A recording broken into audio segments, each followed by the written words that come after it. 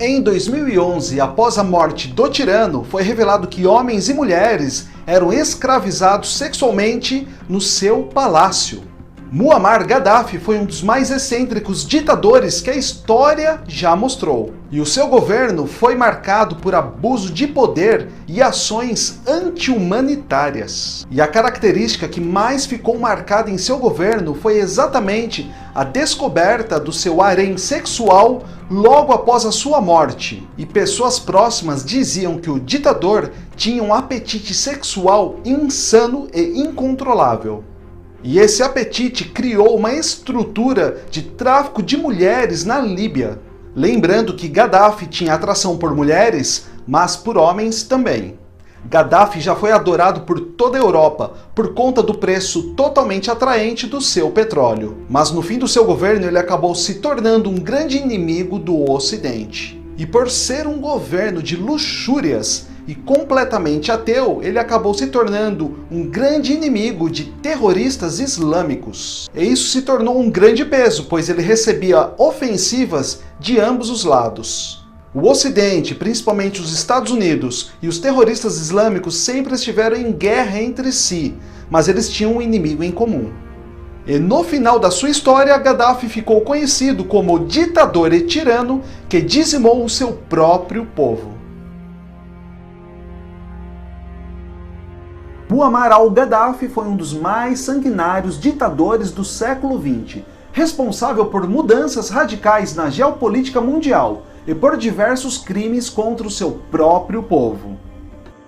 Gaddafi, nascido numa tribo beduína itinerante, liderou uma revolução popular contra o rei da Líbia, que permitia a entrada abusiva das potências europeias para a exploração dos recursos do país.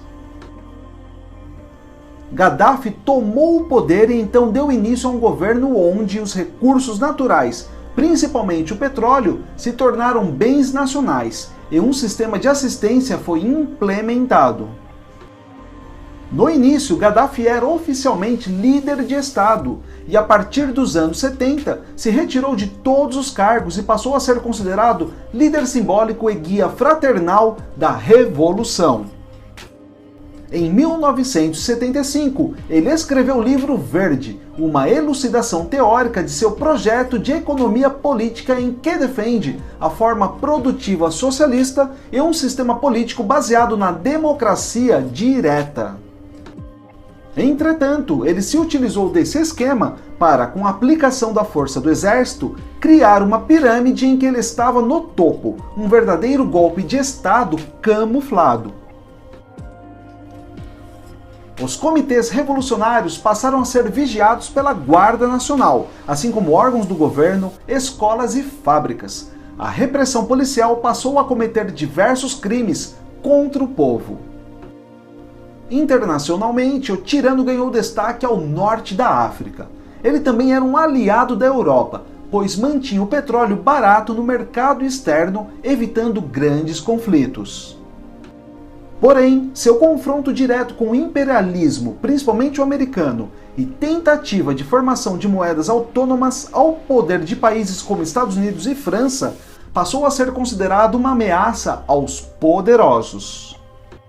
Nos anos 90, o governo Gaddafi estava em crise, onde as potências do norte organizavam pressões para sua derrubada pela ONU, e ataques de terroristas islâmicos começaram a acontecer no país. Os terroristas viam o governo socialista e ateu da Líbia como herético.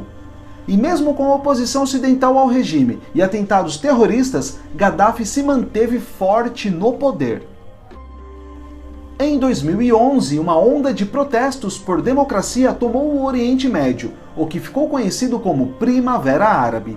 Tunísia, Egito, Marrocos e muitos outros países derrubaram seus ditadores.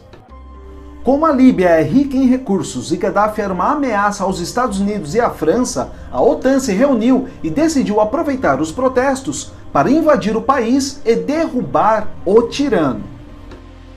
Então forças estrangeiras ocuparam o país e se juntaram à oposição armada. Gaddafi lutou pelo poder, mas acabou saindo de Trípoli e se refugiando em Sirte, seu principal reduto de apoiadores. A cidade foi bombardeada pela OTAN e invadida pelos dissidentes do regime, que encontraram o ditador fugindo num sistema de tubulações. Então ele foi capturado e executado. Gaddafi faleceu na mão da oposição, mas o país passou a sofrer novamente com a aplicação de um governo de transição que até hoje não retornou à estabilidade política do país. Com sua partida, chegou aos olhos do mundo seu harém, quando uma de suas vítimas relatou que fora sequestrada aos 15 anos para realizar os fetiches de Gaddafi.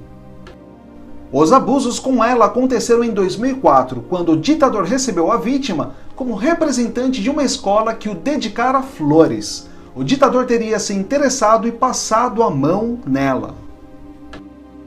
No dia seguinte, guardas do governo buscaram a garota e a levaram para a sede do poder em Trípoli, onde ela se tornou uma das várias escravas do harém. Estes abusos foram uma das várias estratégias de guerra usados pelo ditador para a manutenção de seu poder, misturado a todo tipo de perversão. Gaddafi governava pelo sexo, obcecado pela ideia de possuir um dia as mulheres e as filhas de ricos e poderosos, de seus ministros e generais, de chefes de Estado e de soberanos. Gaddafi também abusava de jovens de sua guarda pessoal como maneira de destacar o seu poder, além de recrutar mulheres de outros países. Centenas de jovens foram sequestradas por uma hora, uma noite, uma semana ou por anos, e obrigadas pela força ou pela chantagem a se sujeitar às fantasias e violências do ditador. Soldados do tirano descreveram os atos pelas ordens dadas pelo ditador. Gaddafi dizia: violem, batam e filmem. Vamos enviar isto para os homens delas, humilhando esses imbecis. Muammar Gaddafi foi um combatente pobre com um ideal, assim como aconteceu com Fidel Castro em Cuba, sendo completamente seduzido pelo poder e se tornando um monstro. E você, qual a sua opinião sobre heróis populares que se tornam seres tiranos no poder? Comenta aqui com a gente, você já conhecia o governo de Muammar Gaddafi? E você acha que hoje existe algum governo que é pior do que o dele?